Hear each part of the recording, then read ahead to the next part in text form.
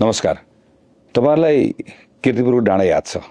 मैले केही समय अगाडि कीर्तिपुरको एउटा राजनीतिक सभामा यही डाँडामा बसेर ल्यापटप चलाएर महिनाको 3-4 लाख कमाउने बनाउन सकिन्छ भनेर भनेको थिएँ। यो हाँसोको विषय पनि बन्यो, धेरै ट्रोल पनि भयो। तर मैले हावादारी कुरा गरेको थिइनँ। मेरो त्यो कुनै उडन्ते सपनाको कुरा पनि थिएन। त्यो गर्न सकिन्छ भन्ने मेरो विश्वासको कुरा थियो, किनकि मसँग केही योजनाहरू थिए। तपाईलाई याद छ भने अघिल्लो सरकारको पालामा एउटा अध्यादेशको मार्फतबाट सूचना प्रविधिको क्षेत्रमा हामीले केही सुधारहरू गर्यौं, जसले तत्कालै केही परिणामहरू पनि देखायो। यद्यपि मलाई थाहा छ कि यी थोरै सुधारका कुराहरू अपर्याप्त छन्, केही भएकै छैन भन्ने होइन। 2019 मा नेपालले डिजिटल नेपाल फ्रेमवर्क भनेर घोषणा गर्यो, जसले 2024 देखि 2034 सम्मको समयलाई आईटी डिकेड भनेर भन्यो र यो बीचमा केही स्पष्ट टार्गेट पनि राखे। जस्तो आईटी को निर्यातको लागि करिब 10 वर्षमा 30 खरबको निर्यात गर्ने, करिब 5 लाख प्रत्यक्ष रोजगारी सृजना गर्ने, 10 लाख अप्रत्यक्ष रोजगारी सृजना गर्ने। के गर्ने भन्ने टुङ्गो लाग्यो, तर के गर्ने भन्ने कुरा हाम्रो बीचको अलमलको विषय रहेन। गर्ने भनेको कुरालाई गर्नु पर्यो, अथवा यसको कानुनको पक्ष सबभन्दा महत्त्वपूर्ण कुरा रह्यो। हामीले गर्ने भनेर आइडेन्टिफाई गरेको कुरालाई एकदम सिरियसली कमिटेड भएर गर्यो भने 5 वर्षभित्रमा साँच्चै गर्न सकिन्छ। करिब 4 खरब रुपैयाँ बराबरको आईटी तथा डिजिटल सेवाहरूको निर्यात गर्ने कुरा सम्भव छ। 2 लाख भन्दा बढी प्रत्यक्ष रोजगारी सृजना हुन सक्ने अवस्था छ। करिब 200 भन्दा बढी नेपाली आईटी कम्पनी नेपालभन्दा बाहिर विस्तारित हुन सक्छन् भने कम्तीमा पनि 3 देखि 5 वटा आईटी कम्पनी धितोपत्र बजारमा सूचीकृत हुन सक्ने अवस्था 5 वर्षभित्र अहिलेको हाम्रो आधारहरू हामीले काम गर्यौं भने मजाले हुन सक्ने अवस्था छ। गर्यो भने हुन्छ भन्ने कुराको यसको प्रमाण चाहिँ हामीले अघिल्लो सरकारको पालामा गरेको कानुनी सुधारले ल्याएको यो परिवर्तनले पनि देखाउँछ। केही लगानी सम्बन्धी एउटा कानुन छ, जसले करिब 60 वर्षभन्दा पुरानो कानुन हो, जसले नेपालभन्दा बाहिर गएर लगानी गर्ने कुरालाई पूर्ण रूपमा बन्द गरेको छ। हामीले आईटी को सेक्टरमा चाहिँ यसलाई खुला गर्नुपर्छ भनेर भन्यौं। करिब नेपालको 4 वटा भन्दा बढी कम्पनीले विदेशमा लगानी गर्ने कुरा प्रारम्भ भइसकेको छ। आईसीटी को सेक्टरमा यो वैदेशिक लगानीको कुराको 2 करोडको सीमा थियो, त्यो क्यापलाई हटाउन साथै र अटोमेटिक एउटा तरिकाबाट स्वचालित प्रविधिबाट हुने व्यवस्था गर्न साथै यो 1 वर्षभित्रमा करिब 16 वटा यो कम्पनीहरुमा आएको लगानी करिब 384 वटा कम्पनीमा पुगेको छ। यो कुराले देखाउँछ सामान्य सुधारहरूले पनि केही नयाँ परिणामहरू ल्याउँदो रहेछ। तर अलिकति सुधार गर्ने बीचमा अड्कने हाम्रो बानी भएको छ। अब एउटा क्रमबद्ध रूपमा सुधारका कामहरू हामीले गर्नुपर्ने छ, जुन यो 5 वर्षभित्र अब हामीले गर्ने हो। तीमध्येका केही कुराहरूको बारेमा मात्रै म चर्चा गर्छु। आईसीटी को सेक्टरमा स्थिर यो करको नीति लिनुपर्ने छ। यो हुन साथै यो मज्जाले फस्टाउँछ। दोस्रो कुरा भनेको ह्युमन रिसोर्सको कुरा हो। करिब अहिले 15,000 आईसीटी ग्रेजुएट्सहरू हुन्छ भनेर हामी वर्षमा भन्छौं, तर 6 वर्षमा 60,000ले मात्र रोजगारी पाएको अवस्था छ। पढेको मानिसहरूलाई सोध्यो राम्रो काम पाउँदैन भनेर भन्छ, कम्पनीलाई सोध्यो भने राम्रो यो ट्रेन ह्युमन रिसोर्स छैन भनेर भन्छ। यो त एउटा खालको प्याराडक्स भयो।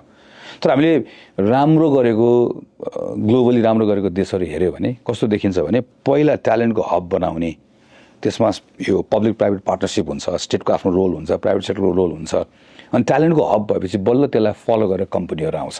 यो अरू सेक्टरभन्दा फरक छ। हामीले पहिला नै हामीहरू कतिवटा कम्पनी छ त्यसको लागि मात्र पुग्ने ग्रेजुएट्सहरू उत्पादन गर्छौं भनेर भन्यो भनेदेखि पनि त्यो झन् सुक्दै जान्छ, बढ्दैन। हाम्रो ह्युमन रिसोर्सको प्लानिङ यसरी सोच्नुपर्ने छ। तेस्रो भनेको अब हामी फ्रीलान्सिङबाट प्रोडक्टतिर जानुपर्ने छ। यो फ्रीलान्सिङ र बीपीओमै अड्केर हामी बसेर हुँदैन। यो भ्यालु पिरामिडमा यो तल्लो तहको यसले जति दिनु पर्यो त्यो हामीले एक प्रकारले दिइसक्यो।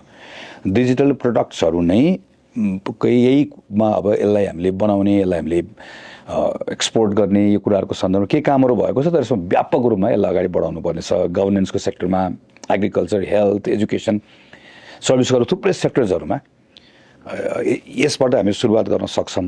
तर यसको लागि पहिला नेपालले आफैले यस्तो टन्न प्रोडक्ट्सहरू किन्नुपर्छ, यसको प्रयोग गर्नुपर्छ, किनकि घरभित्र यो कुरा सफल भएपछि बल्ल विश्व बजारमा हामीहरू सफल हुन सक्ने अवस्था हुन्छ। यसको लागि पनि जनशक्ति चाहिन्छ। तलैबाट हामीले तयार गर्नुपर्ने छ। स्टेमको एजुकेसनमा एकदम व्यापक लगानी गर्नुपर्ने छ। एआई रेडी ह्युमन रिसोर्सहरू हामीले तयार गर्दै जानुपर्ने छ। कतिपय चाहिँ अपस्किलिङ हामीले गर्नुपर्ने छ। आरएनडी को यो सेक्टरमा चाहिँ 100% कर छुटको नीति हामीले लिनुपर्ने छ। अर्को कुरा भनेको चाहिँ हामीले यो पब्लिक फाइनेन्सको कुरा, बजेटिङको कुरा, कहाँ खर्च गर्ने भन्ने कुरा पनि त्यतिकै इम्पोर्टेन्ट छ। जस्तो हामीले आजभोलि बजेटमा जहाँ पनि सुन्छौँ आइटी पार्क, डेटा सेन्टर्सहरू भनेर सुन्छौँ। यसले के देखाउँछ भने राजनीतिक नेतृत्व आइटी हाम्रो लागि सबभन्दा महत्त्वपूर्ण क्षेत्र हो भन्ने कुरामा प्रष्ट छ। तर बनेपामा त्यत्रो ठुलो पार्क बन्यो नि त, त्यो पार्क त अहिले प्रेस चलिरहेको छ। पार्क भनेको भवनको कुरा होइन नि त, खास हामीले चाहिने इकोसिस्टम रहेछ।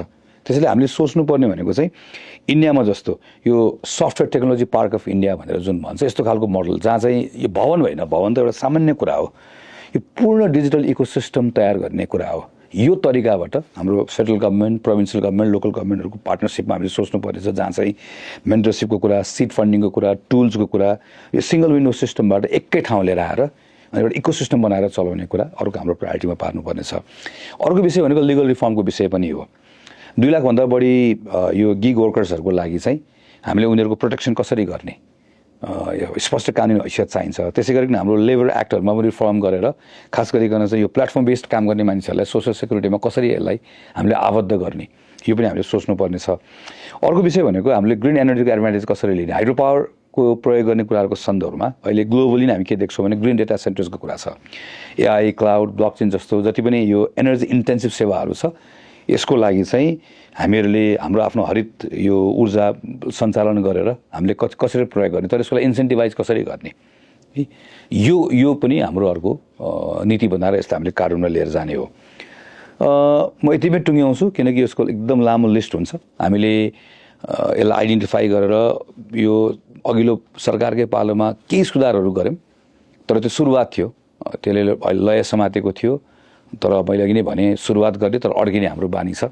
तर यो पटक हामीहरू 5 वर्षभित्रमा अहिलेको बिन्दुबाट कुन बिन्दुमा पुर्याउने, त्यसको निम्ति यो सुरुवात गरेको रिफर्मको कुरा बिचमा नअड्किने, त्यसलाई क्रमबद्ध कसरी गर्ने, यसको सम्पूर्ण रूपमा हामीले तयारी गरेका छौँ। धेरैचोटि हामीले भाषणमा भन्यौँ, धेरै पटक हामीले कुराकानी गऱ्यौँ, तर यो पटक साँच्चीकै नेपाललाई यसलाई डिजिटल हब बनाउने गरिकन काम गर्न सकिन्छ भन्ने विश्वासका साथ यो 5 वर्ष समय खेर नपालिकन काम गर्नुपर्छ भन्ने पक्षमा हामी छौँ। धन्यवाद, जयनेवाद।